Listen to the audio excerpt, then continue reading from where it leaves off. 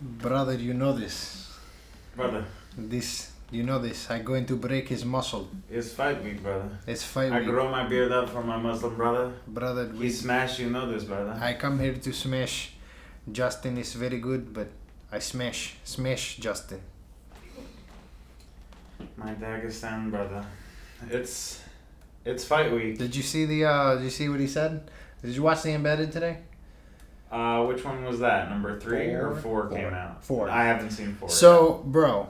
So this guy literally said that he's not going to break Justin's mind. He's going to break his muscle. That's just the most savage thing I've ever heard anyone say. I'm going to break his muscle. Well, yeah, you can't break Justin's mind. Have you been calling him Dustin all week too, or is that just me? No, I think I've called him Justin. Yeah, I keep wanting to call him Dustin. I know he just fought Dustin Poirier. Dustin. That's and Dustin's been in the news a lot, so I just keep accidentally saying Dustin. And Justin keeps bringing up Dustin. Yeah. And Dustin keeps bringing up Justin. Yeah, and Dustin have fought before. And they're both just so in the news right now with Dustin, eyeing the Conor fight and Justin obviously in the Khabib fight. It's the 2 biggest fights you could be in. Dustin fought Khabib and Justin fought Khabib. Dustin and Justin. That's a good buddy cop movie. Yeah. With the villain being Khabib. You know when WWE started making cringy, low budget movies? Probably actually. Remember the Marine? Yes. Imagine if the UFC started doing that. Oh my gosh. Oh, that's so good. So then, okay, if the UFC started doing that. Wait, we're crooked. If the UFC started doing that, who in your opinion is John Cena? No. Oh, okay. Well, who is your John Cena of the UFC? Wow, this is terrible. We're doing this live. I'm going to do it anyway. Just keep talking. Fuck it, we'll do it live. I think I'm making it worse. That's a classic Marino. That's Marino, right? We'll do it live. Yeah. Or is that Bill O'Reilly? I think Bill O'Reilly had a moment that's like Bill that. O'Reilly. Oh, because Marino's was so angry. Yo, Marino, we look good now, right? All right, we're good. We look semi-decent. Well, we always look good. Well, I mean, we're talking just God-given good looks. That's right. I mean, not something you can manufacture in a factory.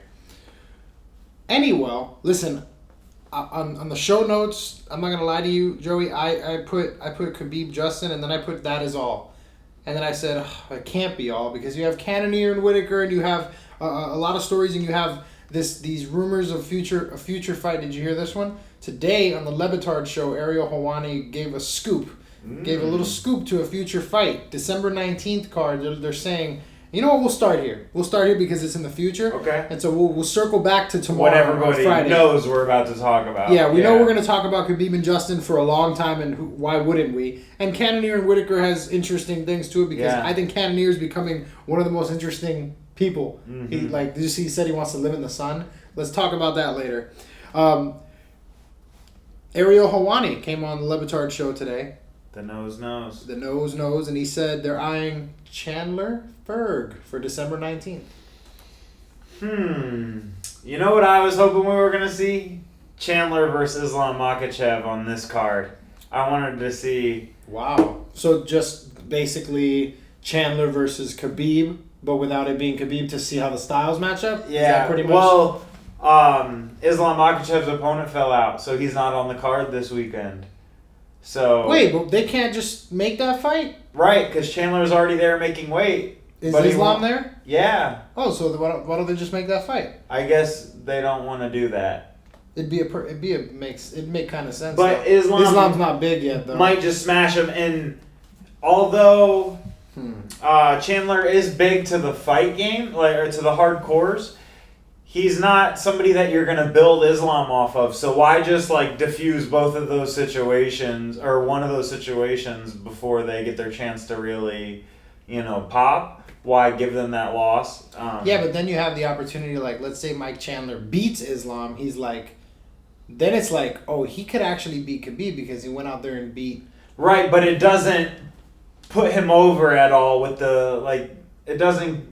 That doesn't get him a ton of fan recognition. It's a huge win. Don't get me wrong. That is insane win and catapults him into title contention, in my opinion. If you're just talking about like Chandler, a true yes, him versus Makhachev. I think if you were to get through Makhachev, like it's like, all right, we'll give him the winner or the loser a Dustin versus Conor or something after that, and then give him a title shot after that, like I think Chandler, if he beat Makhachev, that says a lot, but I don't think it builds his star a ton.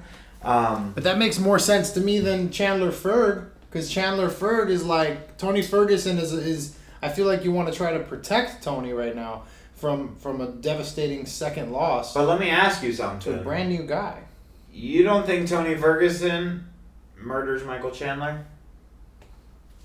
I don't know. I don't know either, but I mean, like, if you're a Tony fan, I think you would be confident in that matchup. Yeah, if I have to bet, I think Tony would be the favorite, and I think it'd be a good bet. Like, Tony would deserve to be the favorite there, but we don't really know what Mike Chandler is because he's fought lesser competition. Although, is it really lesser? We don't know. Honestly, Mike Chandler might be the best sample for is Bellator really lesser competition. Yeah, and I think the hardcores know that the elite of Bellator are definitely like top 10 guys. It's just the fact that there's only 2 or 3 of those guys in each division over there, and there's 15 of them, 20 of them in the UFC in some divisions. Right. And there's 2 or 3, not to discount the other guys in the top 15 of Bellator, they're all legit dudes, but they're not quite UFC top 15 level, but that elite level of Bellator definitely is high end. Okay, the top 5 pound for pound of Bellator, does it compete with the top 5 pound for pound of the UFC? Or is it more like the 5? John Jones, Khabib, Israel Adesanya, Stipe, and who is 5? Amanda Nunes, probably. Yeah, you would have to put Amanda Nunes in there. Pick them. Pick your Bellator. I can't pick a Bellator 5. Yeah. The best shot they have out of any of those is Cyborg. Cyborg, and then, for a time there, Mousasi. Yeah. For a time there, they were like, he's the best welterweight. But right? then, no, that's 185. So it's like, all right, Israel Adesanya versus Mousasi. Yeah. Who do you got? No. But hold on. Okay, so then the 1 through 5 the UFC wins. But what about 5 through 10? I think that's a good debate to have. The 5 through 10 of the UFC versus the 5 through 10 of Bellator. But then you go to of the pound for pound. Yes. Okay. Let's have fun with this. Let's actually do this. Let's have fun with this. You look up the UFCs. I'll look up the Bellators. Bellator pound for pound list. All right. Yeah. Let's. Oh my god. Here's why I'm laughing. Ben Askren's on this list. No, we need a real list. All right, we need a real list. Hold on. These are the Bellator rankings. They don't have a pound for pound. They don't do pound for. Oh, here it is. Ryan Bader's their number 1 pound for pound fighter. Right. All right, hold on. So what does he have for John Jones? Okay, let's forget the top 3. Okay. Because clearly, Douglas Lima though, he might earn his Usman. I don't know, bro. I don't know. Usman, Gilbert Burns, Colby Covington. All right, let's go 5 through 10. Okay. So you have Patricio. I assume that's Pitbull. Yes. Savage. Okay. Who's number 5 for the UFC? Hang on, it's coming. This is great. We gotta wait for this. It's not gonna be. It's gonna be ugly here. All right, Patricio Pitbull. How do you pronounce that last name? Ferrari? I don't know. I don't have it. Freire. I don't think a Brazilian's last name would be Fryer. Ferreira. There we go. That sounds a lot better. All right. So, this is. Just so you know, Mike Chandler was 13th on the pound for pound list of Bellator. 13th. Yeah. Okay, but that means he's not even their best pound for pound fighter. You know? Yeah, I hear you. And he just knocked out Benson Henderson though, who was already in the UFC. All right, who's number 5? Number 5 Kamaru Usman. Oh, all right. Number 6, we have Vadim Nemkov, What weight? light heavyweight. Who's number 6 for the UFC? Volkanovski. Oh, wow. Yeah. All right, hold on. We have Okay. Phil Davis at light heavyweight at number 7. Who's number 7? Justin Gaethje. All right. Hold on. All right. John Fitch at welterweight at number 8. Who's number 8? To match up with John Fitch? Yes. I'll match your John Fitch with one Dustin Poirier. Oh my gosh. El Diamante. All right, Lyoto Machida, number 9. At 9, I've got Max Holloway. What, Lyoto Machida, how many years ago did he get washed out of the UFC? No disrespect to Lyoto. Benson Henderson, number 10. Who's number 10? Petr Yan. Okay, so they don't have. Are we going still? Is that? Are we? Yeah. Are we gonna go to 11? AJ McKee Jr. featherweight. Who's number 11? Conor McGregor.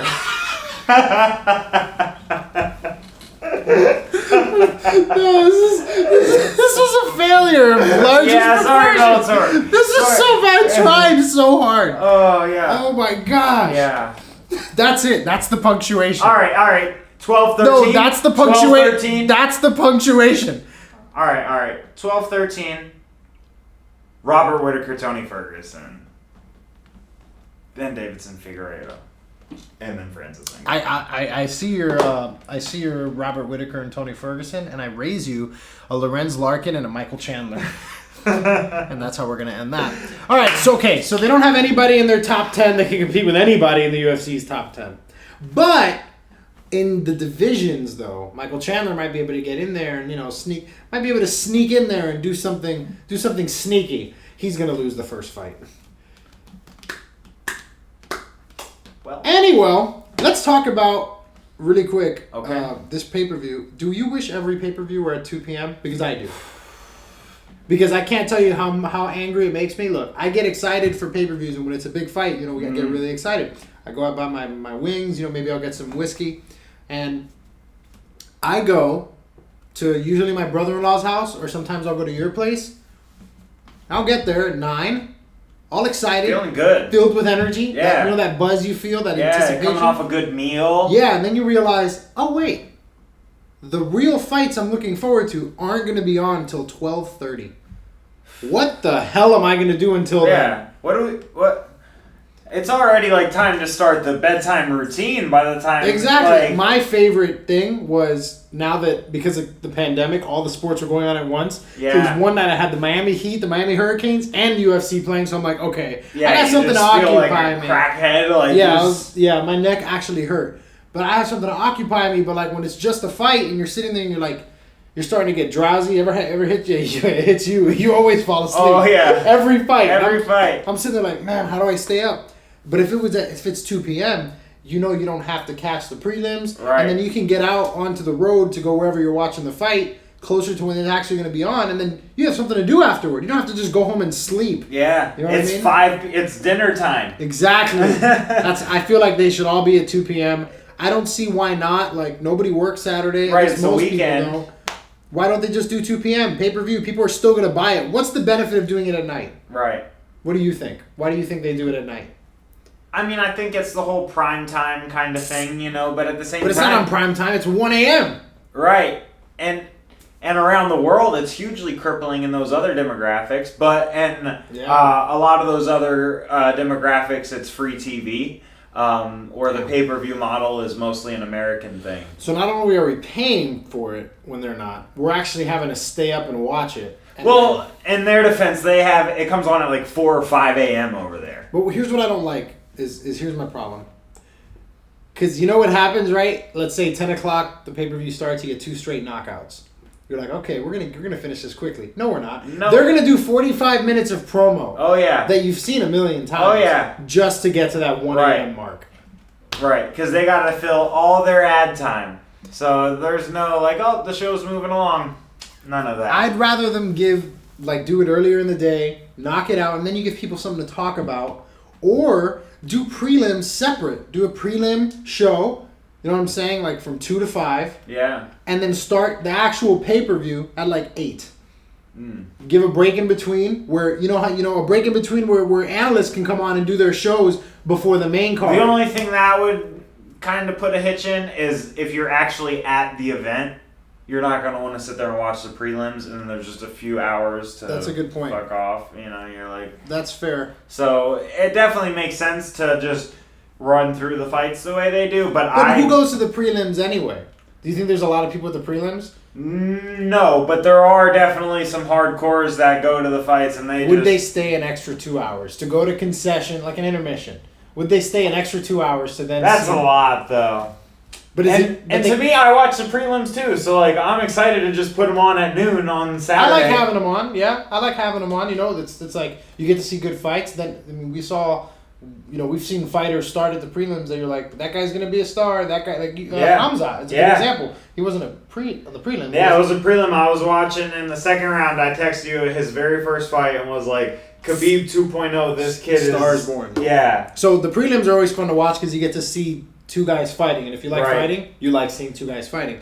But the time, it kills you, man. Like you want to be the most juiced up for the main event, but you have everybody tired. You know what I'm saying? Like, yeah. I feel like it's actually counterintuitive. Like, people stay up and people enjoy it. Well, if they're during the day, too, like, you can make an event out of it. You have people over, wings. It's like a Sunday football kind of vibe. And I think they could take over Saturday. Because it's already, like, college football game day. There's already early stuff on Saturday. So it's like, why not compete with the late-night primetime games? Why not just take up Saturday, like, take up the whole day? Yeah, the day, put the because card on. You have, most games are at noon. Yeah. You have some 4 and 3:30 games, but the diehard fans of their teams aren't going to miss that. Right. That's when the prelims would be on. Yep. And then here's the thing. The primetime games start usually at between 7:30 and 8:30. Right. Which means you could have, it goes 10 to 1, you could do prelims start at 2. What time do they usually end? 4? Like usually 2 hours, 2 hours of prelims. So you can go 4 o'clock to 6:30 or 7 and make it in time for primetime football. Yeah. Perfect middle block where there is football games in between, but it's not primetime and it's not the first games and it's not game day. So you're really not competing with anything that's going to destroy you. The only thing would be, are the Buffalo Wild Wings of the world and whatnot going to pay those thousands of dollars to host the UFC event that day if they're already going to have the crowd in there for the football? So like, would it affect that demographic? But it already does, though, because Saturdays... at night. There's still football. Yeah. Not to mention, I mean, the UFC occurs even when there's no football, even when there's no sports. Right. They're year-round. So it actually would benefit them in that they would be getting that prime time, dinner time service, but then you're attracting... And the thing is, most of their cards are free TV now. But then you're attracting the UFC fans to like a 4 p.m. at Buffalo Wild Wings, and I'm just thinking of all the poor old people that are just like, what the hell? Yeah. So you're attracting the Just Bleed fan base, which they should probably only come out at night. Yeah, I say that, and I literally never go to a Buffalo Wild Wings to watch a fight. Yeah, because why would we? Like, it's chaos. The only one I've been to was actually a 2 p.m. card. It was Khabib Dustin. So I went to a Buffalo Wild Wings to see it, and it was great because there was 4 people there. Yeah. But imagine if all of the fights were like that. You'd have some characters coming out. And I don't know, man. I feel like UFC fans, like boxing fans are pretentious, but UFC fans are actually crazy. Yeah, they can get a bit out of hand. I think the problem is it's that, you know what it is? Justin actually said it, that Khabib and Conor fans are the most toxic. And because they think that they think they can do what they're seeing. Yeah. So they have this like, because they're on the side of the best martial art and being fans of it, they have this illusion that they can... I think this also happens to people in the reporting, like people who report. Like, I feel like Ariel Helwani thinks he could, like, take someone down and, like, wrist ride and, like... Do you hear him when he's been riding on Ben Askren a lot lately? Yes. And he, like, legitimately asks DC, he's like, DC, who has better striking? Me or Ben Askren? Yeah. Although that is a good question. It's a good question. Because I think Ariel Helwani boxes. I don't know about that. He said he was going to take a fight.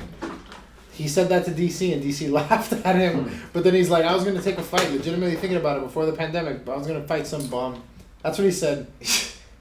Yeah, well, God bless him. But he's a good example of that, right? Like he thinks he thinks that if he got into a fight, he's. I don't know. You don't think so? I don't know. Ariel knows his true nature. No, I don't know. Like, I don't think so, bro. I think Ariel thinks the past year and a half, he's been turning into another animal. Yes, I think right now he's getting so high up in that stratosphere. Well, now he has his own platform. It used to be like.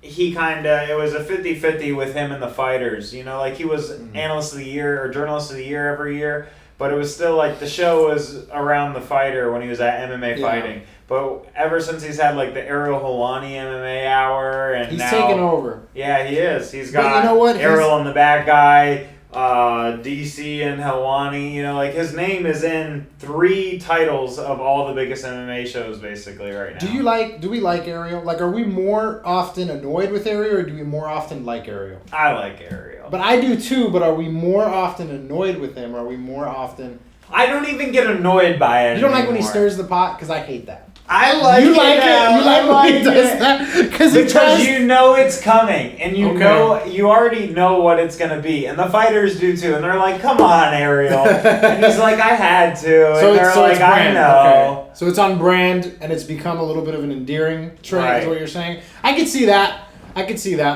But sometimes he does it, and it's not endearing. Yeah. Like when he was, and I can't blame him for this. When he kept asking Conor about the rape allegations. Yeah. Like he didn't do a really good job at disguising his intent of getting to the bottom of that. Right. And so like it just seemed it was like a car accident. And I was like, oh god, this was that was clumsy. It wasn't like he shouldn't have asked it, but he was trying to disguise it and trying to like inch in, but everybody can see that he was inching in, and so could Conor. And so you're just like, oh no, he's gonna hit a brick wall. And sure enough, he hit a brick wall. Yeah. So I don't know. I do like Ariel, but sometimes DC speaks what I'm thinking when he talks to Ariel, especially when he stirs the pot. Which is why I love that duo, because they're very honest with one another. And Chael is funny with them too. Yes, because Chael goes off the wall and will say some outlandish things as well. Just being Chael, and he just knows the game he's playing, and knows what buttons to push. So he has a different dynamic, whereas like DC is more like a real dude, like a real buddy, just in there like calling him on his BS and whatnot. But him and Chael, they have a funny dynamic too. Although I don't catch their show as much because it airs on ESPN Plus. But I wish I did. But I like how DC is just like the least professional that exists on the planet. He's like checking his phone, like talking to people on the side, but he's so good at just being lovable, like a giant bear, that you're okay with it. You're like, no, this isn't off-putting. This isn't unprofessional. This is DC. I love commentator DC. Like, I love this new this retirement DC, I should say, because he's more than a commentator now. He's really just become, like, detail, an MMA figurehead, He really is, like, you know who he makes me feel, like, kind of the same vibe? He's like the John Madden of MMA, bro. Yo, no way. That's bro. Great. He's the John Madden of MMA. That's like the most iconic football voice ever, though. Bro, he's like... Is he dead? If John Madden? Yeah. I think he did pass. Yeah. I have to ask this. I'd be surprised if he was still with us, but then again, I don't remember anybody saying that he died. He's still with us! John Madden's 84 years old. Why doesn't he ever say anything? Yeah. He's probably just chilling. God bless him. Hold on. No. I have to know why he hasn't... Like, we haven't seen it. They don't interview him. Bro, they have freaking Lou Holtz on ESPN. and Lee Corso. Lee Corso needs to retire. Yeah. But anyway, you were saying you think DC could be the John Madden of... Or he is or can be? I think John Madden, he was still when the NFL was blooming. When it was around the age the UFC really is at in its maturation. So I think DC could fill that void, because then if you thought of the NFL, the UFC as like the NFL, DC's kind of like an all-star center, like he's like just... You're just saying that because he's fat. A Hall of Fame You're just saying that because he's fat? You couldn't make him any other player as center, the fattest position. But... All right. You couldn't make him a kicker, like low, like a Janikowski, like a kicker getting it from 62 with a beer gut. Yeah, that would have been more derogatory. What about a quarterback? Jamarcus Russell. Jamarcus Russell? Didn't he gain like 80 pounds when he got drafted? He reported to camp his second year at like 295. That's amazing to me. Yeah. He's like, thanks for the cheese. See you later. Literally. And that was like the year before the NFL changed the rule on like rookie contracts. So it's like he ruined it for everybody. He just got all the guaranteed money and just said, screw it. Because, I mean, when they're guaranteeing you like $30 million or something crazy, it's like, all right, cool. Why would I try? That's what Deion Waiters did to the Heat. Yeah. And then Deion Waiters is talking about how the Heat were holding him back. Like, Deion, you showed up 30 pounds overweight to training camp. And you were injured. You had an injured ankle for a year and a half. Something that usually takes 6 months to heal.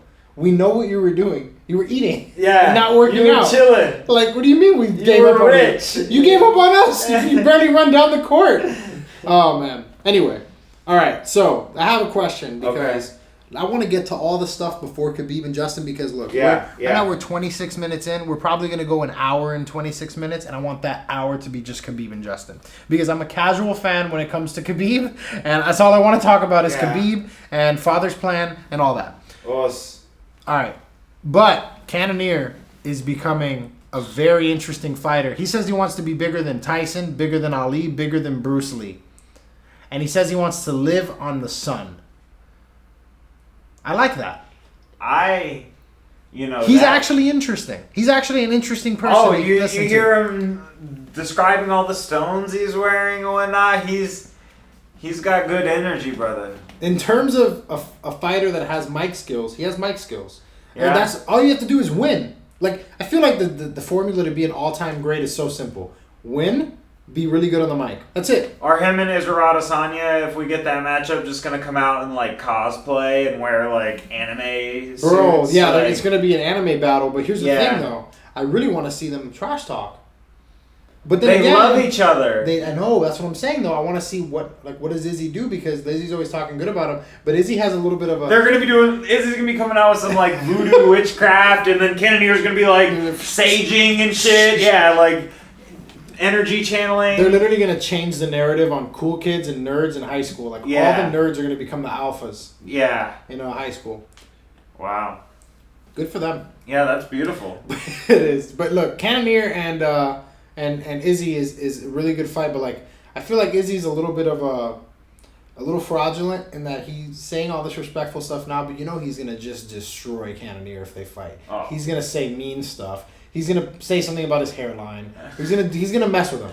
And then Cannonier is like this stone cold, almost stone cold-esque like scary individual, but he's also clever, and he has a little bit of that cleverness. He's got like a lighthearted, stoic vibe, though, kind of. Yes. He's like chill, doesn't get too high, doesn't get too low, but he's still like lighthearted and like present within it still too. He's a dynamic character. I'm growing to like him. Like when he was talking about living on the sun, I'm like, man, that's impossible. But power to you. Yeah. And he's just cracking into that like actual. Like getting his seat at the table in terms of MMA stardom now. Just the game is evolving. We're having some stars become less prominent, and there's some room for him. And Cannonier is coming into that phase of his career where he's deserving of a fight like he has on his hands now, which is one reason why we gotta pump the brakes on Izzy Cannonier talk,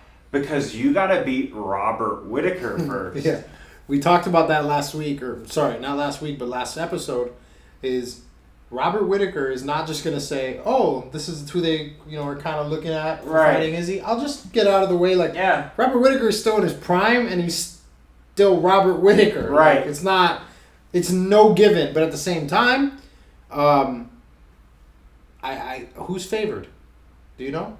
I don't know the odds on that. I wonder who's favored, because that's a very interesting thing, because yes, Whittaker's coming off a loss, Cannonier's coming off a dub. But, I mean, Whittaker's coming off a good loss to a good guy. Whittaker? Yeah. Whittaker Whittaker beat Till. Sorry. Yeah. Both of them are coming off wins. Yeah. Whittaker was coming off a loss. Cannonier's coming off surgery. Cannonier's coming off surgery, but Cannonier was coming off a win, right? Yes. Okay. Cannonier's undefeated at middleweight. Moved down from heavyweight. Heavyweight to light. And then now he's at middle. And that's right. I totally forgot about that Whittaker-Till fight. Yeah. No, Whitaker came back and that was a great fight. let us know like that Adesanya fight wasn't. And I'm sorry, but Whitaker doing what he did against Till is very impressive. Very impressive. Till's the only other guy in that division who you say can go tit for tat with Izzy and striking. Yeah. That's it, in terms of like just the hands and the feet. And you see him when he goes against another like weird technician, like Wonder Boy, and he's able to be patient and play that chess match with him as well. So you're like, okay, maybe this guy has something for Izzy. You know, maybe he can't beat him, but we might get a good competitive fight where we get to see all Izzy's skills. I think Till is the best guy to beat Izzy because they're both going to play their game. They're both going to play the chess match, and it's just who came to win that day. Honestly, I think it's Whitaker. I mean, Till is definitely a good stylistic matchup too. Whitaker is the most skill set to beat Izzy. Yeah. In my opinion, because he has the in and out skill, the it's like a karate style that he throws. Yeah. And he can also like grapple.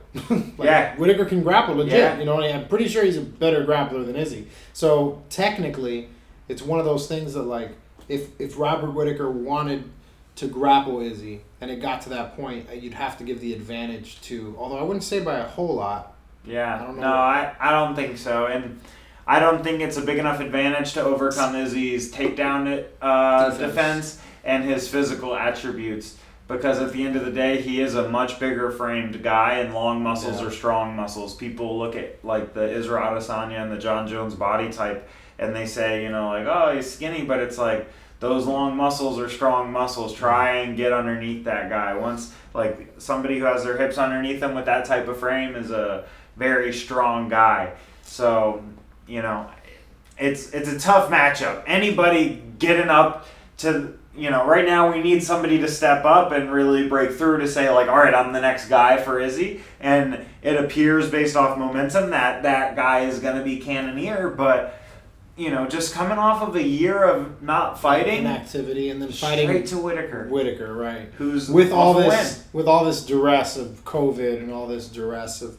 But Cannonier is a guy who is going to bring power with him. And, he seems like a guy who is, like, in the perfect position. I'll tell you what, if he knocks out Whitaker nastily, there's your sign. Here's the guy. 100%. Now, if they go 5 rounds and it's a split decision, it's like Izzy is going to remain the king forever, it feels like. Because there's nobody that says it's going to be him until John. No, anybody, look, it's fighting, so, like, anybody can win any fight. But if you had to guess based on the performance, Cannonier has to knock him out.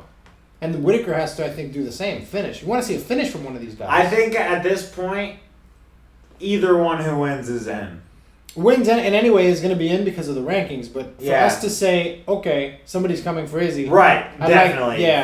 For us to give somebody to really build the fights where we're like, ooh, maybe this is the guy. They're not a massive underdog. Because whoever's going to fight Izzy now, he's built himself up. Right. They're going to be a massive dog. Right. If Whitaker wins this and gets the rematch with Izzy. After what he just did to Bohachina, they're massive dog. Yeah. Because everybody, that was the last time I think Izzy is either underdog or closely favored. Yeah. I think he was closely favored. Yeah, he was like minus 175. I think that's the last time that's ever going to happen. At middleweight. Yes, because the odds maker said he beat the biggest, strongest, scariest guy. Yeah. So what are we? We're going to be afraid of a guy he beat already, or a guy that's been off all this time who was fighting at other weight classes. And then if he beats Cannonier, it's like, oh, he used to fight at heavier weight classes. He could beat John. Like odds makers are going to start riding Izzy, bro. Yeah. I mean, look, he's a couple victories away from getting into that era of like where you're like, whoa, this prime is starting to get spooky. This prime's starting to get magical. Like we got something here. If he gets like a couple more wins and like it's the fact that he's finishing everybody. Right now that he's the Yoel fight was a little lull in it. That was his dip. He's an outlier. Yeah. And even then, sometimes you have those matchups where it's not a good game and you gotta, win a little back and forth, choppy game. You gotta dink and dunk and win the game the safe way. It's time for Cuban bias analysis. All right. That's Izzy Yoel. That's Izzy's most impressive win. You know why? Because if he would have fought that fight differently, Yoel would have knocked him out. That's right. There's your Cuban bias analysis. I don't think Izzy could have really fought too much differently. If he would have chased after Yoel would have knocked him out. If he would have started to come forward, got frustrated with the booze, said, "Oh no, this is bad," and gone out to try to chase him, step forward and chase him, he would have got knocked out. I mean, he could have got caught like Paulo Costa, but then I think he would have pulled the fight out of Yoel. Because, he only takes that for so long until he starts to come forward. Yeah, but Yoel hits with that, it's over power. Yeah. Like, the fight's over now. Yeah. Yeah, I mean... Then Yoel would have punched him in the thigh. He loves to do that. It's tough to say because, you can't do MMA math, but Yoel didn't knock out Paulo Costa the way Israel did, so it's like, does he really hit with this, knockout? Yeah, but Israel, who has the better chin, Israel or Costa? Because Costa didn't get hit in the chin. He got hit in the back of the ear.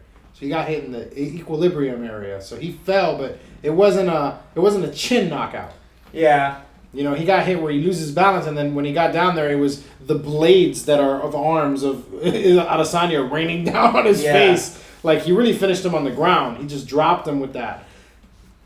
I don't know, bro. I feel like that one punch he threw, that overhand right that he just landed flush, the only real significant strike landed in that fight that did actual damage because that created a nice little solitary island bump. I don't think it really hurt Izzy though. No, a ton, but it didn't land in the proper place. It didn't feel good. Yeah, for sure. If that lands on the side of the chin though, that might be a one. Yeah, no, those. This is completely biased Cuban American. Yeah. I always think Yoel's gonna win every fight. Talk though, so I'm openly admitting that on the front end. Yeah, this is I feel segregated. Yes, you are. Yeah. Because really, that's just like me. I mean, I'm pretty sure I've said on this podcast before that Masvidal can beat Khabib. And if I didn't say it, I thought it. I'm biased, dude. Yeah, I wish I didn't hear that. I'm not even trying to be consistent. Could we go back? Could we cut that out? But what do you think, though? Could we cut that part out of the podcast? No, we're keeping it. No, just like a couple seconds ago when you said... What do you think? What do you think? What do you think? About cutting it out? No. Masvidal Khabib. What do you think? This is Dana's special gift to Khabib. At 170. What do you think? At 170. What do you think? That's a special gift. That's Dana's special gift is the BMF. Game bread. Pieces them up. 3-piece and a soda, man. Flying knee. Flying knee. No takedown. He already got kneed by McGregor. In the face when he tried to shoot that takedown, the low single against Conor. Conor landed it flush too, but Khabib just doesn't have a brain, so his brain is somewhere else in his body. It's not his head. A lot. Yeah, his brain. He has surrendered. Yeah. What do you think, Masvidal? Next question. Okay. Next. So we'll save that for when it's fight week. Yeah. No, we'll save that for the matchup. Yeah, when they actually fight. When Dana gives him his special last fight for father. Yeah. Yeah. All right. Masvidal's taking his one though. Anyway, let's talk about Khabib. I'm holding space for the next topic. Let's talk about Khabib Justin Gaethje and Khabib Nurmagomedov at UFC 254. Sweet violence. Sweet. And I saw a comment on YouTube that made a good point. Like, this is just like four, talk about the co-main and the main, just four warriors going to fight. No nonsense, no trash talk, but it's not like the boring no nonsense. It's the really interesting no nonsense where they're like, we get smashed or we get absolute violent chaos. Violent tornado, he called himself. Wow. A tornado. I think he said a tornado of violence, or no, a cone. But a cone's a tornado. It's a cone of violence. Weird, I wouldn't have called it that, but yeah. It's a cone. Yeah, but a tornado. Why not say tornado? He said cone for some reason. Maybe he was thinking of like Get Smart. The shape. The cone of silence. Did you ever see that? Mm-mm. You never saw Get Smart? Oh, I did see it. So but I the don't cone remember. Instead of the cone of silence, the cone of violence. He might have been doing a little highbrow movie reference there. Wow. Wouldn't have assumed. I guarantee you he wasn't, but continue. You don't have him making a movie reference. So a cone of violence that he says Khabib's gonna have to enter this cone of violence. Yes. And Khabib says, a lot of these guys, they're all good standing, but when he have good punch, he have good kick. He says, wait, they're all good standing, but when I grab them, they become a little bit regular fighter. Yeah.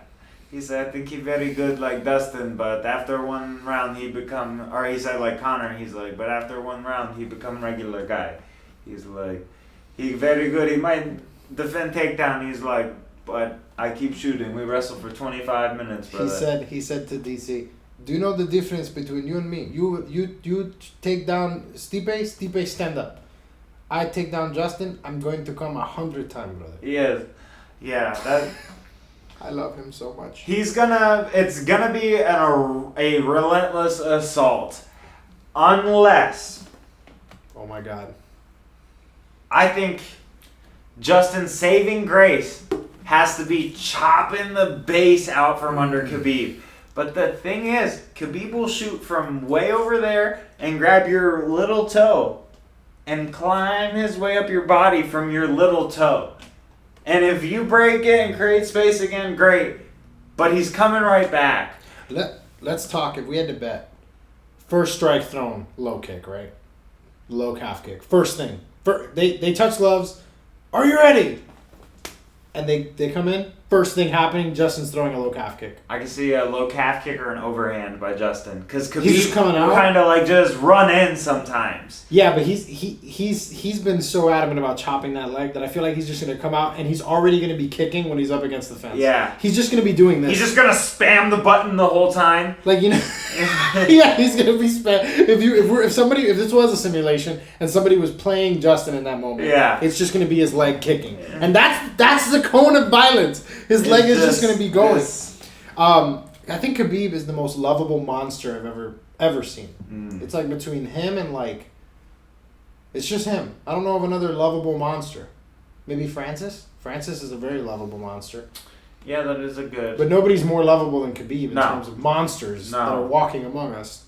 And true dominance, like we've seen Francis get beat and get beaten into submission almost. He didn't get finished, but Khabib goes out there and just wins the same way every time, like he's bored, or not like he's bored, like it's easy. Yeah, I heard him say. His coach said to him, like he was talking about how it's hard to deal with all the fame and stuff, and his coach just said to him, "Well, it'll all stop if you just lose." There you go. And he's like, "So I decided it's worth it." Yeah. So he's amazing. But what is gonna happen? Like, here, I have a question. If Khabib loses, let's say Justin comes out and does what a lot of people think he could do, including myself, that he can put Khabib somewhere he's never been, and that he could defend enough takedowns. Because we saw Conor defend Khabib's takedown in the later rounds. Yeah.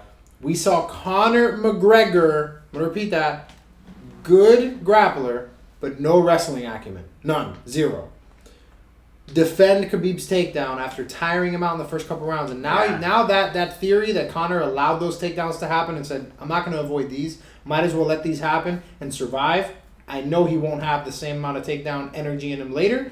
That was proven correct. Now, the fight ends with him getting tripped and him getting choked out. But the truth of the matter is, in the middle there, like, he defended those takedowns. Like, Justin's a far better wrestler than Conor.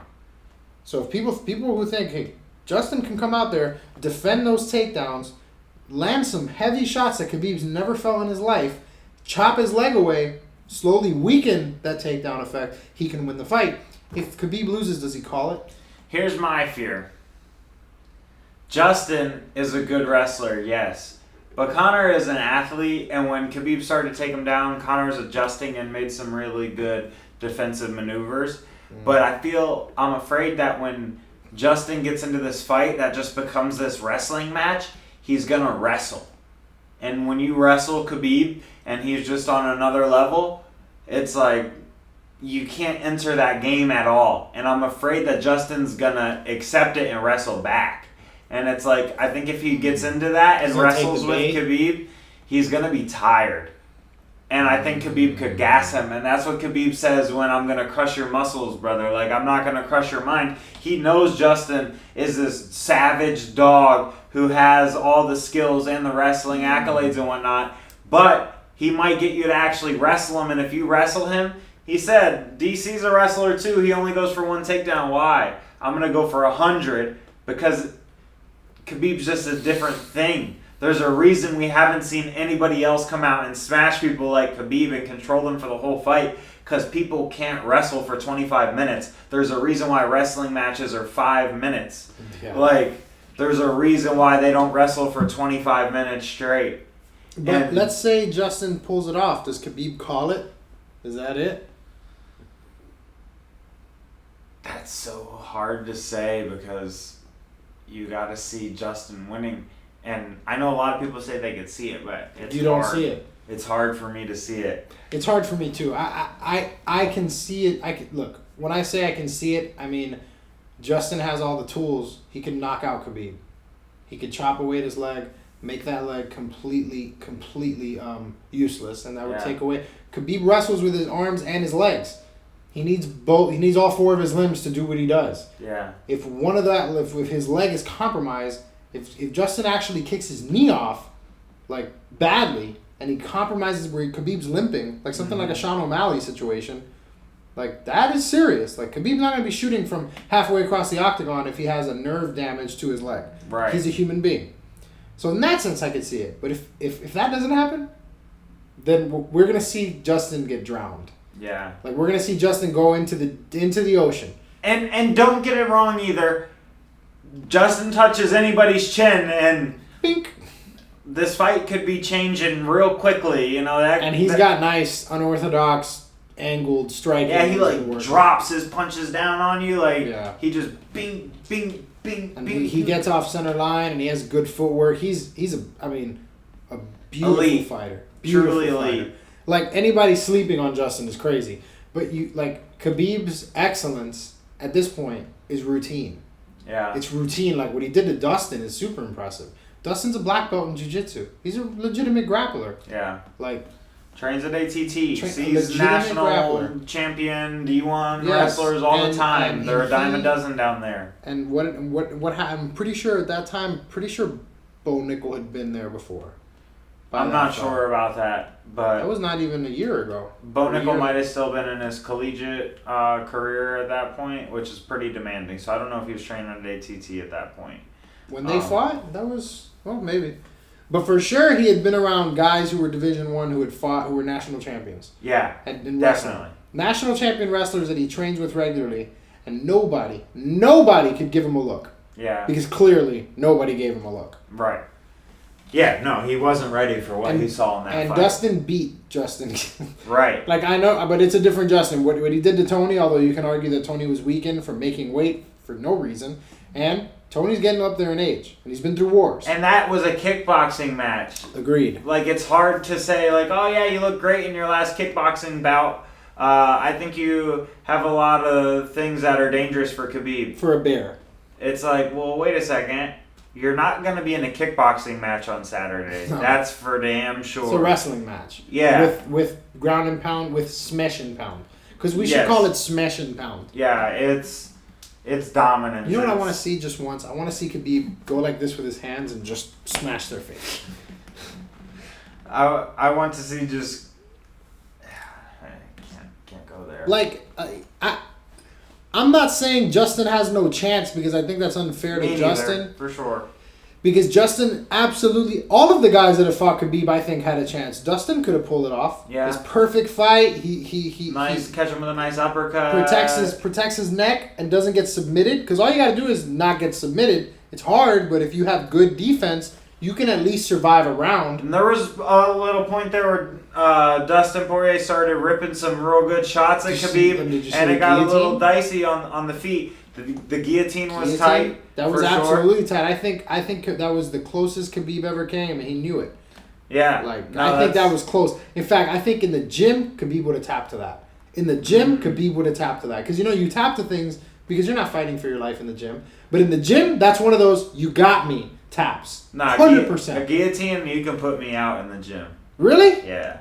So you going out in the gym with you're training with your boys? You're Yeah. just going out? Yeah. Nah, I'm not going out. Just you got me. I got good guillotine defense, I feel like. But you're competitive when you're. But I'll go out on a choke. Yeah, you can put me out. So you won't tap to a choke, not even in training. Ever? Depends on the choke. If there's any sort of neck crank, for sure I'm But tapping. a rear naked choke, you're going out. You're not tapping. Yeah, I'll go out. I mean, I'll tap I'll tap occasion. for sure. I'll tap. But okay, I don't go out often at all. My coaches put me out. But on your most competitive day, you're not tapping to anything except a joint lock. Joint locks, any sort of crank on the neck, like I'll definitely tap if the choke's real bad. But if they have a sure. triangle, you're gonna try your best to escape that until you go out. Yeah, triangle's different. If I'm just stuck in a triangle, a lot of time you're just stuck in it, so it's like, all right, let's keep moving. So you think a guillotine is different because you have better escapability in a guillotine than you have in other. See, I feel like you fight it to the very end. If you go out, you go out. That's true because I've been in a guillotine before and you can escape it. Yeah. But then there's been times where you're in a guillotine and then there's that okay, this hurts, but it's not quite, and then there's that 1 millisecond where you're like, my head's gonna come off.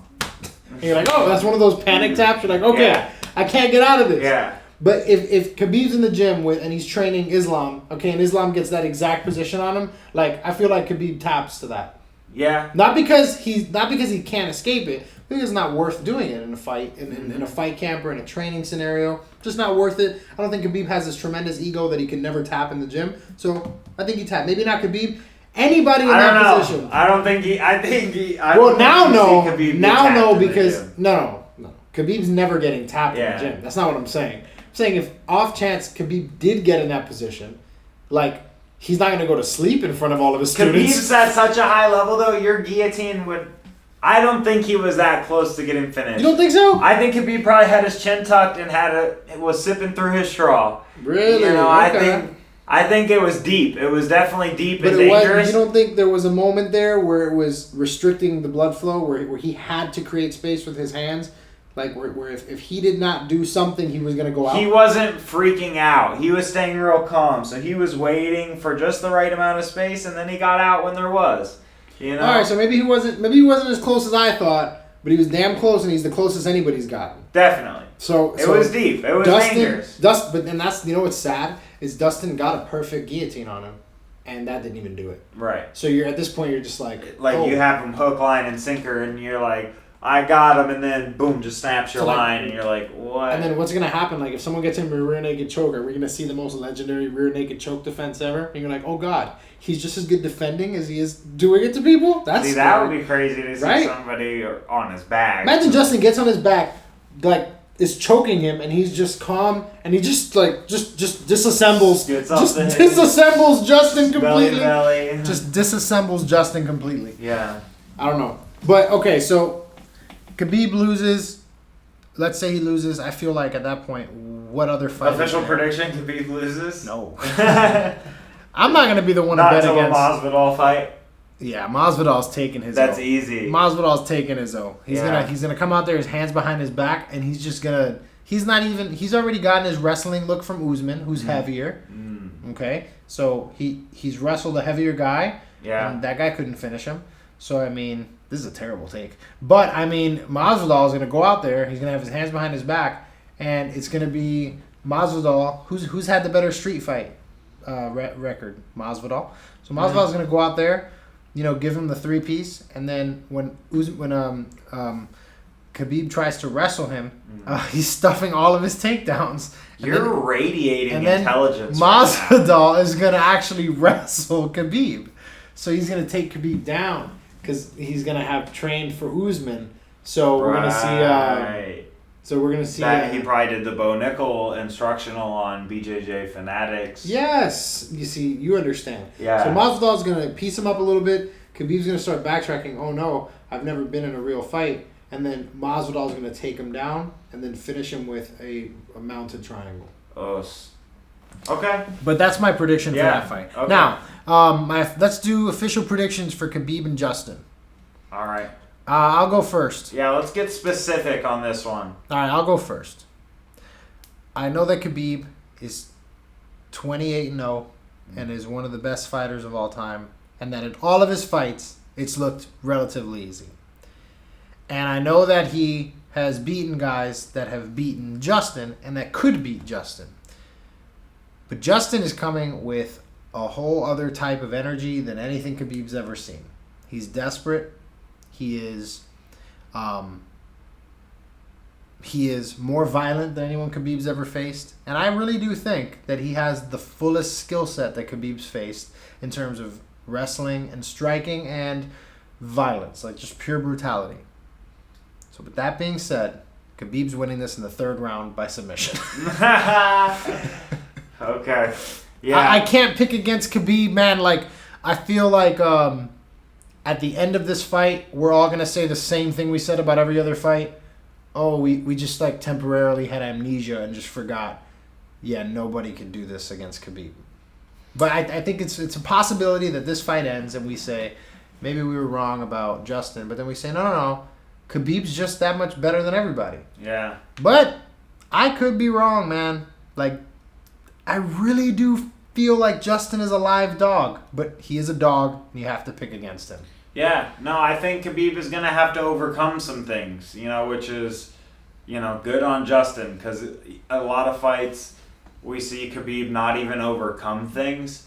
So when you see him have to walk through a bit of a storm in a fight, it's like, all right, great. Like, it's crazy that's like makes it a good fight. Like, you hear these guys say they're proud of their fight against Khabib, and I heard Justin say the other day, like, I'll be proud of whatever performance I put on out there. I already know I'm going to give all of myself, so I'm going to be proud of whatever I put out there, no matter what the result is and stuff. And Justin's always that laid-back guy who's like, yeah, I could lose kind of mentality, and it still always serves him well.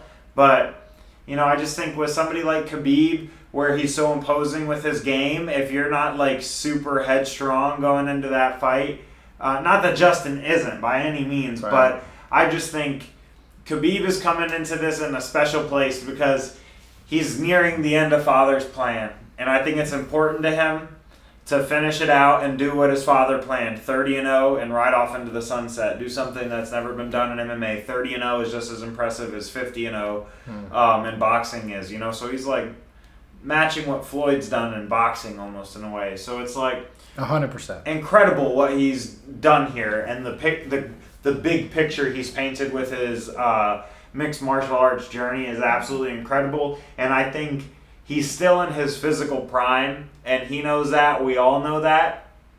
And just the fact that it's Father's plan, he's going to stay true to that and stick to that. I think a lot of us have the feeling. And I think he still has a lot to prove. So I think these last 2 fights, we're going to get everything out of Khabib. And I think that's a scary thing, especially now with the added motivation of wanting to fulfill his father's plan, his late great father, who had so many big, amazing things going on in his life and his reality. And now Khabib's kind of coming into the figurehead of his father's reality and kind of the kingdom they've built, And I think that we're going to see something else. I think we're going to see Khabib really step into that, like, I don't know, that just like, it's hard to even say like he's going to step into something else other than he already is, but I think we're just going to really see all that there is to Khabib in these next 2 performances. I think he knows what's at stake here, and he has a lot left he wants to give to this fight game, and in just 2 fights, that's going to take some dominance, and I think that Khabib knows that, and he knows what's at stake here, and he wants to really... if he goes out there and has a hard-fought decision against Justin, definitely everybody will still want the GSP fight, but, it would make sense to just give him whoever's next in line if he has a good fight with the number 1 contender, But if he just smashes the number 1 contender, we gotta pull somebody out of the ether to face this guy. Like, we gotta summon GSP again to fight this guy. Like, he knows what's at stake here, so I think we're going to really just get a ferocious... it's Khabib time. I think we're going to see Khabib smash. We're going to see Khabib do what he does. And I hope we have to see him go through some things and we get to see the best of Justin as well. Because Justin knows this is it for him. You know, not to say this is it. We could definitely see a Robbie Lawler type career with Justin. Oh, yeah. You know, we could see him not quite be able to get over the hump. He doesn't want that. His fighting style is, I'm just a prize fighter. I'm going to fight as least amount as I can, making the most money as I can, and get him out of here. So this might be like one of the last fights for him, because he's not the type of guy that's like, I just love to fight, I have to fight. He's like, I want to make money. So he's one of those rare violent guys that isn't like the I'll fight everybody. Like he's not like a cowboy that'll just fight just because. He's strategic about his career as well. He wants to make a lot of money. Yeah. Okay, so you're officially predicting who? My official prediction. Yeah, I think third is a good call. I'd have to say, you know, I think we see a very interesting second. I think we might get. Our very interesting first round. I'm sorry. I think we see Khabib start to take over in the second. Maybe we get a interesting second wind out of Justin, and then maybe a Khabib finish. Yeah, right around 3 or 4. You know, I think around 3 or 4 is just going to be too much. You know what I could see? I could see Justin trying to take down Khabib. Really? Why not? Yeah. What do you have to lose, and what if you succeed? Yeah. Even if you lose the fight, and you guys get right back up, you took down Khabib. That's gonna count for that. That should count for 2 points, or like double the points, or whatever it costs, or whatever it counts for. So I feel like you go out there, you just shoot a quick blast double on him. Why not? He won't expect that. You think Khabib's thinking anybody's gonna try to take him down? Right. So he might catch him off guard. Yeah. Who knows? Land him on back. It's like an Avatar. Is that? Yeah, I think it's an Avatar when they attack the huge dragon from the top, because the biggest dragon in the land that they're in, is never expecting someone to attack him from behind. So it's like Khabib's just this dragon that kind of doesn't go out there and shoot a takedown. Yeah, he's not even expecting to have to hit the sprawl button. You know, he's just about to spam the takedown button. Now that our official predictions are in, I want to ask a question. Okay. That you might see as stupid at first, but think about it. Who's the bigger star, Conor or Khabib? That's interesting. Because if you ask me who's the brighter star, Conor. Who's the bigger star, it might be Khabib. Khabib might be the bigger star. Not as quite as of a bright burning star. He might not be that red hot star that's gonna burn out real quick, but Khabib is like worldwide this something else. It's something different. It's hard to say because we don't necessarily have our thumb on the pulse of the rest of the world. You know, we are in the U.S., kind of in the land of the casuals. Yes. So it would be interesting to kind of drop into some of these other countries and see their views on the fight game too. But with that being said, I think there's a lot of demographics out there that align with a Khabib archetype more than a Conor. And I think that Khabib is loved and known around the world. However, I think the energy that you get out of Conor, the pop, that Hollywood level charisma and whatnot that you get out of Conor, it just brings a whole nother element to the game. But that's only in America. That's myopic thing. That's only here. That Hollywood stuff doesn't really work anywhere else but here. Does it though? Yeah, that's it. Just here. Where else? Why does Conor get world press tours before his fights? He does get world press tours, but his superstar status, I think, is reserved for America.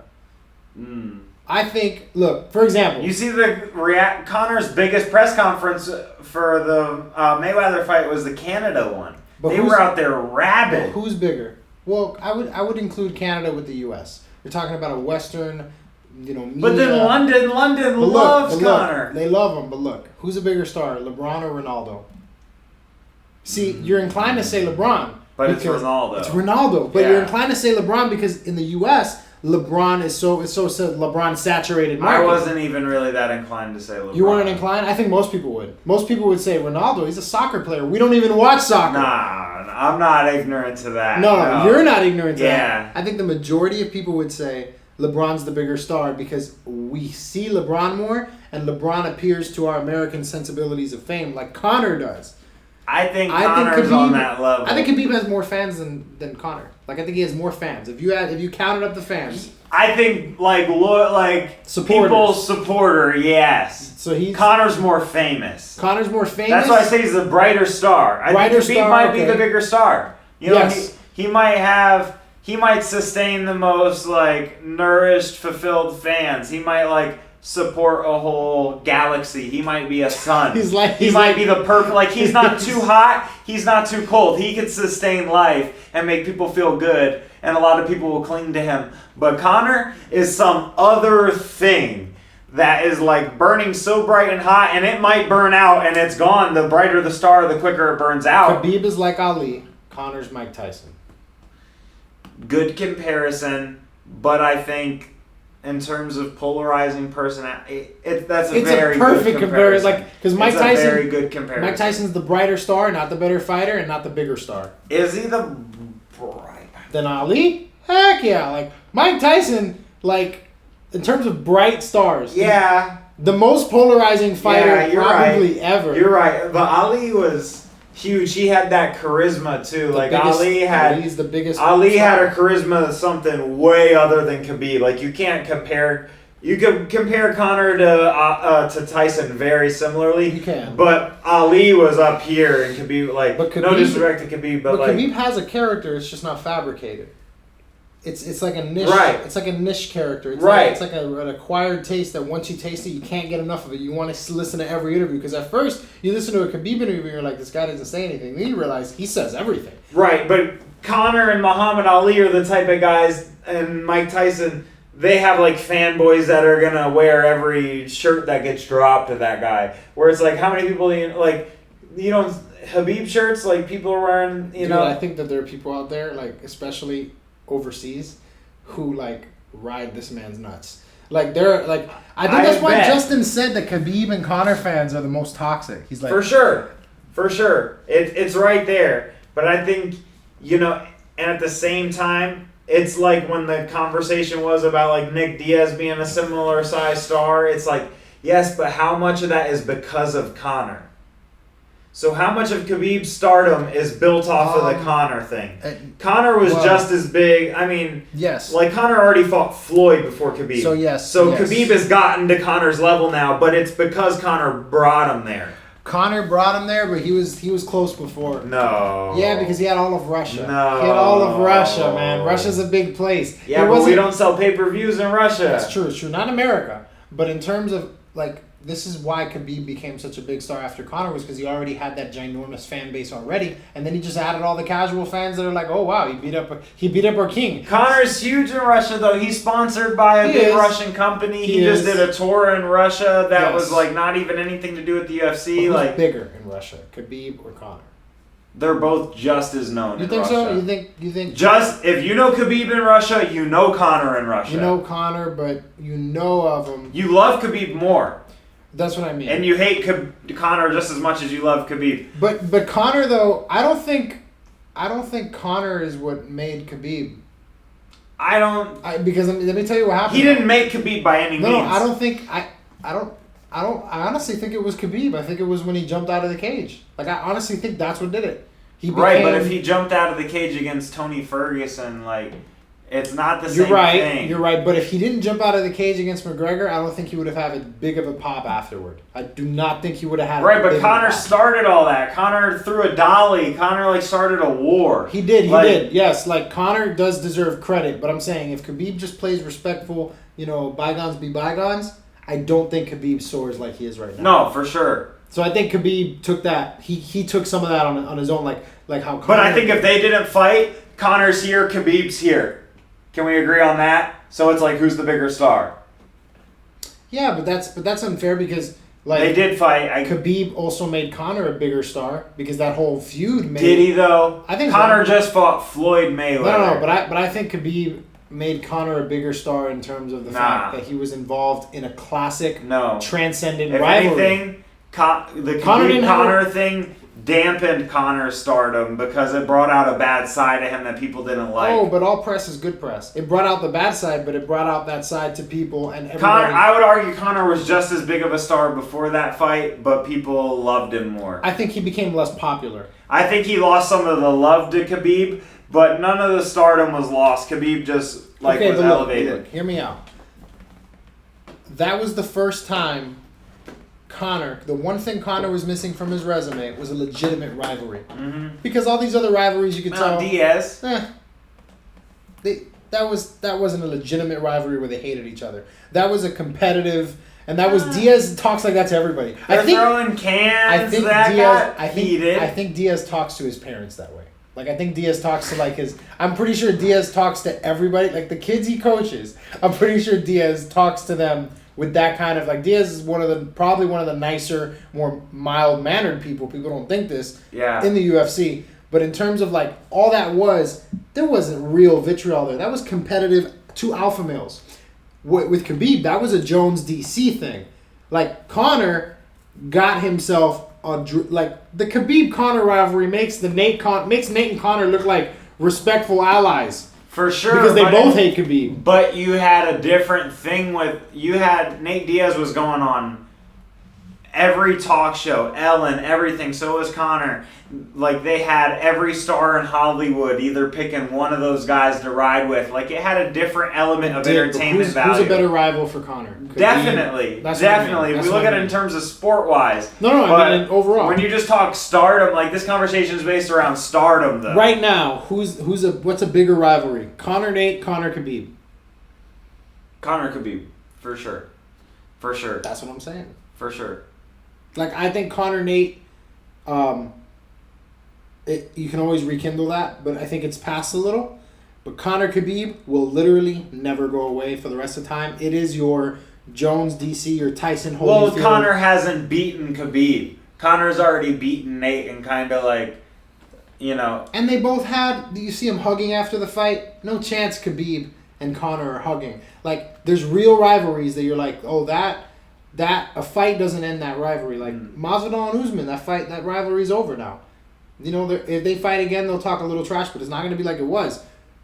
Do you imagine any scenario where Khabib and Conor shake hands? Yeah, that's tough. But like Jones and DC didn't do it, and Jones and DC's rivalry was built on literally nothing. Yeah. Nothing. It was built on nothing.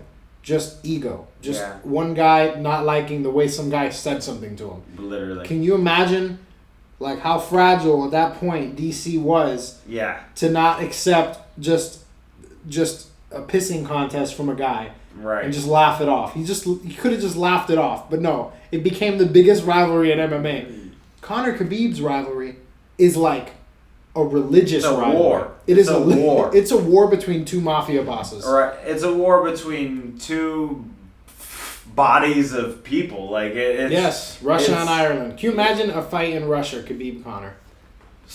That's bigger. You can't recreate that with any other rivalry in the UFC. You have international, and I think Khabib has a lot to say about that. So if I had to say, I'd say Khabib's the bigger star. But I think you make a good point with Conor being the brighter star, Conor having the higher high. Mm-hmm. But Khabib's not had a low, and I don't think Khabib will have a low, because Khabib's not out there doing all these things that Conor was doing. Khabib still lives with his freaking parents. Yeah, but let's pull up Khabib's pay-per-view numbers without Conor. I don't know, but I think he does. I think he smashes, because I think he's like Dana was saying, he's broken tons of record in terms of social media. What does that mean? A lot. People are on social media. Dana says that every week. No, he doesn't. Dana literally says that every week. He says that about Cowboy. He just said last week the kid who got the knockout, he broke every social media No, he's record saying engagement. Engagement. Like, yeah. Like he's the most searched fighter on Facebook or something like that. Right. That's a big deal. Yeah. I mean. You're Team Conor and I'm Team Khabib. Is that what this is? Do you think he's the bigger star? I think if we talk competitive-wise, you got to be Team Khabib all day. I'm just talking about the spectacle. Yeah, I in terms of spectacle, I think Conor is just like the character and the star around him. If they both had 5 more fights that they were going to do not involving each other, I would guarantee put money on that Conor's 5 fights did way more pay-per-view buys than Khabib's 5 But pay-per-view fights. buys cannot be the only indicator of, because then you would have to say Nate Diaz is a bigger star than Khabib, and that's absurd. No. Yes. Connor and Khabib did way more than Connor and Nate. No, but I think Nate does more in his own fights, I think, more than Khabib. Right. So but he's not a bigger star. Right, and that's what stardom really is like, are they willing to put their money where their mouth is? No. It's not like TikTok views, it's a matter of asses and seats. But that's America. Because like you said, they don't charge pay-per-view elsewhere. So if you're talking about popularity... Right, but they have huge TV deals there. But global popularity cannot be based on how American pay-per-view numbers are, because... Right, but I think even viewership, Conor does better around, like, globally. So you're saying Nate Diaz is a bigger star than Khabib? No. But Nate Diaz... Globally, no. But Nate Diaz in the States, it's probably pretty close. But Nate probably does better than Khabib in the box office. And I mean, not the box office, in the pay-per-view. And maybe stateside pay-per-view, yeah, but I'd say globally, Khabib does better than Nate. So if it comes down to numbers, then it would Conor would probably obviously win that. Yeah. But I don't know. I haven't looked at the numbers, bro. Who knows? We could be surprised. We could look and see. Because Khabib's not in that, like, it goes Conor, and then you got, like, Brock Lesnar and GSP. And Khabib then GSP would break it. would break Conor, would be, no. I don't think people these days know GSP like that. I think they still do. But the casuals don't jump for that like they did the Conor Khabib They do thing. because they've been talking about it a lot now. So the casuals have now been informed because you're hearing people talk about it. So they've all gone on YouTube. You're hearing people talk about it, yeah, on YouTube, but yeah, Right. I mean, I think don't know. Khabib GSP could break everything, and I think Khabib Tony would have come close if we had pay-per-view. no way. Yeah, bro. No way. Seventh Khabib time. Tony would have done Seventh like a time. million buys. No way. Seventh time trying to finally get it done. No way, bro. Dude, it would have come close. It would have done like 1.5. John Jones versus DC2 That would've did been like like 900,000. Yeah, but that's because John Jones and DC, nobody cared about them. Yeah, but Look, Khabib Tony, it would have been like a 1.5er. I don't know. I'm not breaking the record, but Khabib No. GSP, that's Khabib got Tony is not as big as Conor Nate back when that happened. Khabib GSP though could be, because it's if Khabib says it's a retirement fight, oh, that's huge. Like, Yeah. and look, if you like Khabib says it's a retirement fight and they put a good card underneath that could do it. That's a huge fight. That's international fight, just like the Conor. But you know what? Maybe at the end of the day, I'm just forgetting that Conor is still the bread. At the end of the day, in terms of money and dollars and cents, I don't think anybody's going to surpass him. I can't think of anyone except Hamzat, because if Hamzat keeps winning like this, then it's just going to be like, let's see this scary monster eat something else. Like, yeah. You know, the only other thing that we have bubbling that could overtake that is, you know, if Israel is able to overtake John Jones, if Israel were to beat John Jones, the next fight after that is definitely... I think that puts Izzy, like, to the moon. Yeah, that's what we're forgetting. Conor beat Aldo. Yeah. Like, that's the formula. You beat the greatest in your division, somebody that seems undefeated. Yeah. You're gonna go over immediately. I think Right. that's what Izzy was trying to do with the Yoel stuff, with the Bohachina stuff, but people weren't impressed with the Yoel fight. What he did to Bohachina was just like, oh wow, you were just better than him. Right. In every single way. Right. But now if he fights John and beats John, the next fight after that, especially with his personality, is going to be, he's going to soar. But I don't think anything's ever going to be like that first time. Conor was that first time. Yeah. And it's never going to be like that first time where the sport explodes. And just...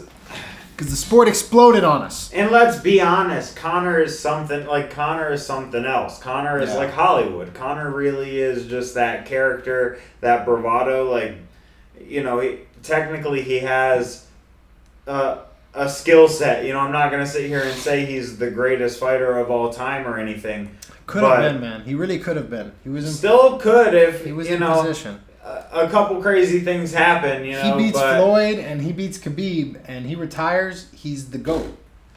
Oh my goodness! He would have if been he the just GOAT. goes to decision with Floyd. Just go to decision with Floyd and then beat Khabib. Yeah. You're the GOAT. But then again, Khabib needed to beat Conor to be that big of a favorite. Right. So now beating Khabib, you can Because still Khabib's retire. whole rise was like, Dana, like, I smashed your boy. Right. And then in the next fight, he's like, you guys must give me your chicken. Like, it was him chasing Conor the whole time. Did you see what he said to Stephen A? What's that? Stephen A asked Khabib about Conor, and Conor shut his question down. I think he said, I no ordered KFC. Why you bring chicken? Yeah, I like how he said KFC to a black guy though. He's Russian though, so he doesn't understand the optics of that. But good for him. What's next? That's it. Oh, Fight Corner Roll. Fight Corner Roll. I'll go first with I wrote these today. So up first we have Winnie the Pooh, Brother Bear, and the bear that wrestled Khabib. So right away we have three guys. You have the first, the bear that wrestled Khabib has some experience. He got that look against the Khabib, so you're worried about what he might have learned as. And I think we got a little like Floyd Canelo there, where Khabib got the bear young. Yeah, Khabib definitely got the bear young and experience. Yes, 100%. You could tell Khabib had more. Yes. Experience. Yes, but I think that bear has since bounced back. But then again, money fight with Winnie the Pooh. I mean, come on. Like, money fight. That's like the money fight of money fights. You have Brother Bear with the Disney backing, but Winnie the Pooh has a bigger Disney backing. So what are you gonna do? You got to go with Winnie the Pooh. So I'm gonna fight Winnie the Pooh. Yeah. I feel like I can put the paws on him, but I'm a little worried because I think he's even though he's Winnie the Pooh, I think he's strong. I assume he's a grizzly bear. So I'm pretty sure he's a strong bear. Now, I'm going to go ahead and corner Brother Bear. And I'm not sure why. I'm not sure why I would corner Brother Bear. Yeah. I think, that's tough. I mean, he's a chill dude. Is his name Brother Bear, or is that just a movie? No, I think is his name Brother Bear? I have to feel like he has to have a name. No, Brother Bear is his name. Brother Bear. Yeah, Brother Bear. Oh boy, his name is not Brother Bear. Wait a minute. Yeah. No, it's not. His name is Kenai. Kenai. Well. But dude, you get to hang out with Brother Bear. Think about this. You have all of Walt Disney's fans. No, not fans. All of Walt Disney's characters. Because you know those guys run together. You know, Brother Bear is not just hanging out with the bears from his movie. What? Brother Bear, they're going to bars, and there's Goofy right there. There's Sleepy right there, one of the dwarves. You're just chilling with the whole. And then here's the thing.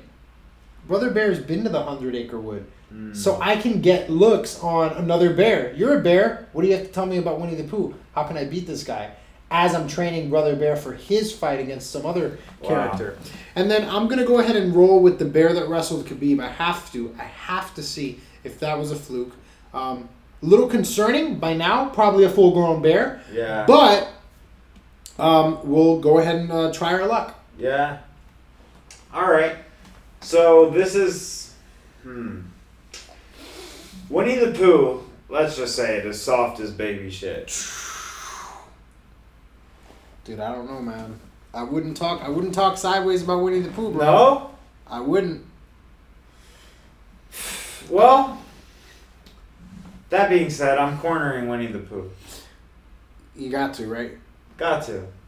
Chilling with... So you're cornering him against me? Yeah. Fair enough. So you're gonna have trained me and then told him everything I know, beat me, and then you're going for the money fight with Brother Bear where I'm gonna corner Brother Bear. Yes. Fair enough. We're chess, not checkers. We're both going to come out rich in this. Yes, very rich off of... We might have some legal hurdles. I think so, yeah. But we'll find a promotion offshore. Yeah. Fight Island, we can make it happen. They already wrestle bears. Easy. So that puts me... I'm going to fight... That's tough.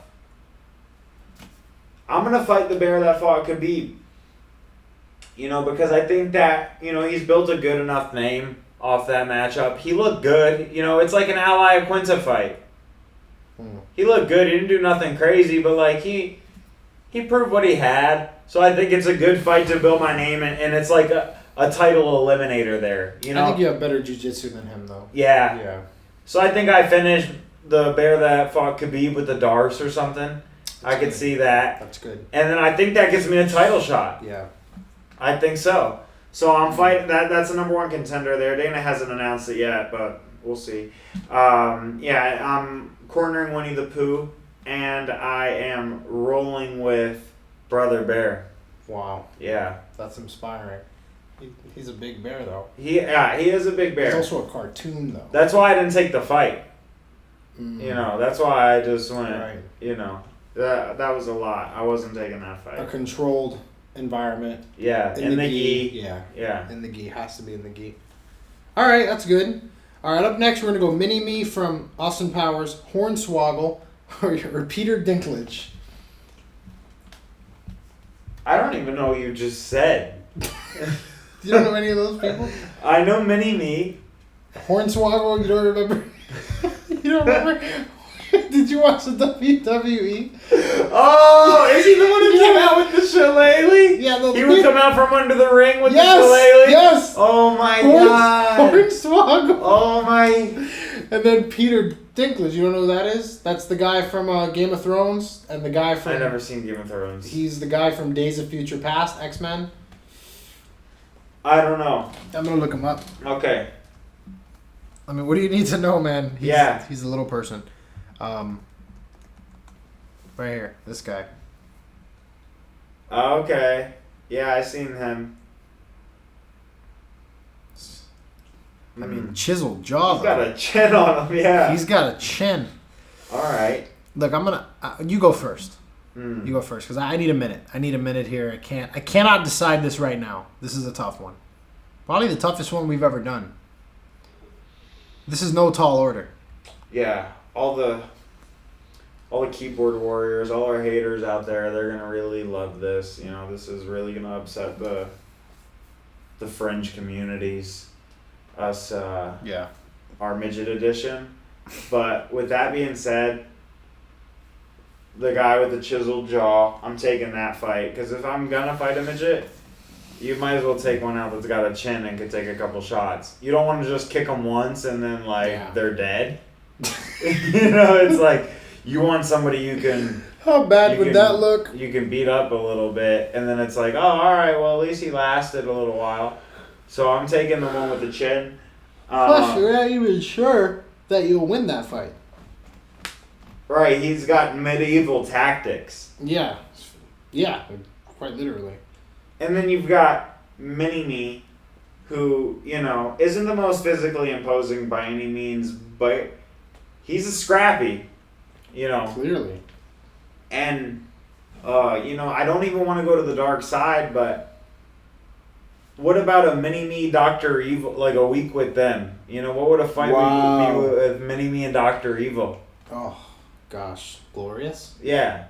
So, you know, I think I got a corner Mini-Me here. Dang it. And That's what I was in the corner. oh, so that puts Hornswoggle on the mats with me. Hornswoggle. Hornswoggle. You called him Hornswoggle. I just made up. I think it's sad because I don't think Mini-Me or Hornswoggle are with us anymore. Wow. Yeah, no, Mini-Me did die last year, I think. Yeah, and I think Hornswoggle died too. Wow.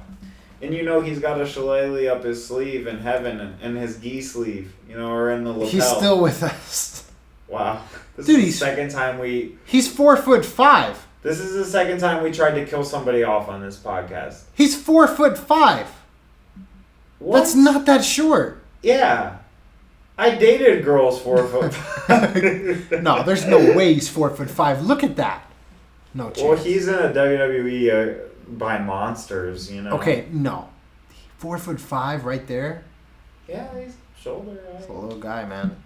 Camera angle. Hornswoggle. The WWE was so racist. Yeah, they go there. Junkyard Dog, remember him? Anyway. The Boogeyman. Yeah. Crime Time. Just two black guys, they were called Crime Time. Did you know that? No, I did not. They're current? No, one of them actually died. He actually drowned. Very sad. This was Crime Time. They would come out with dollar bills and chains. Wow. They agreed to that, so I don't feel sorry for them. Yeah. All right. Is that it? Did you give me your list? Yeah. You're rolling with Hornswoggle? Yeah, which is dangerous. He's Because you know he has a weapon. Yeah, shillelagh. All right, so I'm gonna corner mini me. I don't care if we have the same person because I mean, come on, bro, hanging out with freaking Austin Powers. I'm gonna fight Hornswoggle because he's the biggest fight out of all of them. Believe it or not, all those years in the WWE. That WWE crossover. Yeah, listen, they fill up crowds, man. I'm fighting Hornswoggle. And then I'm gonna go ahead and roll with Peter Dinklage. Peter Dinklage has been in some very physical roles where he's been a villain. He was a dwarf in Infinity War, which ironically made him a giant dwarf, so he got to play a giant. Good for him. Wow. The roles reversed for him. Yeah, that was probably like. It was very, very heroic of him. But yeah, I'm going to roll with him because he's the only one left. So, yeah. Exciting. Excited about this Saturday. We'll see who wins. Yeah, my birthday card. It's a gift from God, really. A 2 p.m. card on the birthday. 2 p.m. card on your birthday. And then guess what? Next weekend, Halloween episode, baby.